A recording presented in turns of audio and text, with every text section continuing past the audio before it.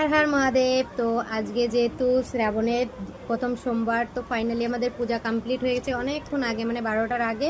তো পুজো টুজো করে জাস্ট একটু রিলস ফিলস বানাচ্ছিলাম, তারপরে তোমার লাইভ করলাম। তো দিদিভাইরা এসেছিলো আমাদের বাড়িতে পুজো করতে, তো সবাই মিলে জাস্ট আড্ডা মারলাম। তারপরে দেখো দিদিভাই চলে গেছে, প্রসাদ টুসাদ দিয়ে দিলাম। আর আমাদের আজকে সারাদিন উপোস করে থাকতে হবে, কিছুই খেতে পারবো না। তো কালকে গিয়ে সকালে পারো না, তো রাতে হয়তো একটু ফল নিলে নেওয়া যেতে পারে, ব্রাহ্মণ মানা করেছে খেতে। তো তার জন্যই ভয়ে জোবারে আসা। আর তোমরা কারা কারা পুজো করেছো অবশ্যই কমেন্ট করে জানিও। আর হ্যাঁ, যদি আমার ভিডিওগুলো ভালো লাগে অবশ্যই একটু সাবস্ক্রাইব করে দিও।